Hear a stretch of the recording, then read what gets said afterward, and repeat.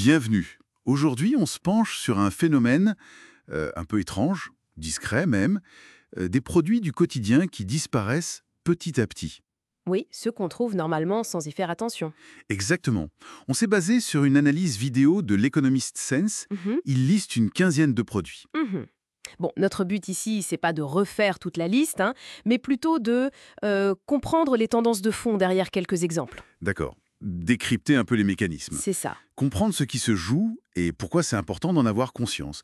Alors, allons-y. Mhm. On commence avec un truc très concret. L'huile de cuisson. Ah oui. On a tous vu, je pense, les rayons d'huile de tournesol parfois un peu vides. Mhm. Bon, il y a le conflit en Ukraine, bien sûr, Oui, ça a beaucoup joué. mais c'est pas tout. L'huile d'olive, par exemple, elle souffre énormément. Les sécheresses en Méditerranée, ça n'arrête pas, C'est vrai. Et ça se voit direct sur les prix et puis sur la quantité disponible, tout simplement. clairement. Ouais.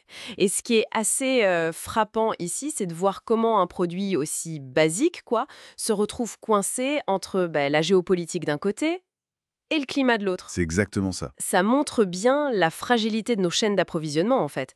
Elles sont mondialisées, complexes. Mhm. Et d'ailleurs, quand il y a une telle tension sur un produit comme l'huile, le risque de fraude augmente aussi. On voit apparaître des huiles coupées, de moins bonne qualité. Ah oui, d'accord. Pas juste une question de prix ou de quantité, donc. Non, la qualité peut aussi en pâtir. Et cette pression, elle touche pas que l'huile, le café. Ah, le café. Ça parle à beaucoup de monde, j'imagine. Forcément. La source qu'on a analysée décrit bien les effets du climat. Sécheresse, ou alors des pluies torrentielles au mauvais moment, le gel. Oui, les gelées au Brésil, par exemple, ça peut être terrible pour les récoltes de cerises de café. C'est ça. Brésil, Vietnam, Colombie, les grands pays producteurs sont touchés. Et puis, il faut ajouter la hausse des coûts. Les engrais, le transport, tout ça flambe. Exactement. Et les conséquences, elles sont multiples. Le café est plus cher déjà, Oui, mais la qualité peut aussi baisser ou du moins varier. Et puis l'offre se réduit, surtout pour certaines variétés, comme l'arabica, qui est plus sensible. d'accord. Et même le café instantané? Même le café instantané, oui, parce qu'il dépend de processus industriels, d'une logistique complexe, qui sont aussi sous tension.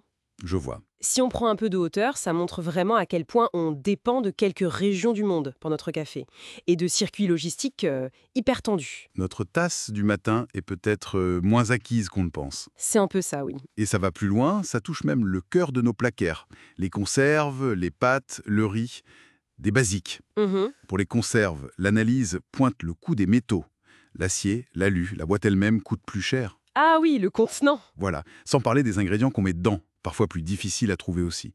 Pour les pâtes, le souci c'est surtout le blé dur. Le blé dur, oui. Le climat joue beaucoup là-dessus. Canada, Italie. C'est ça, des zones clés pour la production. Et puis, il y a des tensions générales sur le commerce des céréales. Tout à fait. Et le riz, c'est pas mien. Entre les inondations en Asie, les sécheresses ailleurs, L'Inde, la Thaïlande. oui. Et certains pays qui limitent leurs exportations pour protéger leur propre marché. Et toujours ces coûts des engrais qui pèsent. Donc tout ça mis bout à bout, Ça pose une vraie question de fond sur la sécurité de nos approvisionnements pour l'alimentation de base, quoi. On voit les effets qui s'additionnent. Les prix qui montent. oui, et parfois les paquets qui rapetissent discrètement, non? C'est ça, le fameux shrinkflation. Moins de choix aussi parfois. Et puis le risque de rupture de stock, qui devient plus fréquent. Et dans la même logique, la source mentionne aussi le miel pur. Ah oui, le miel. C'est un cas intéressant. Parce que ça lie directement la crise écologique, les abeilles qui disparaissent à cause des pesticides, du climat, de la perte de biodiversité, Mhm. avec des problèmes de marché très concrets, surtout la falsification avec des sirops de sucre. Exactement. C'est un produit naturel emblématique qui est vraiment sous pression.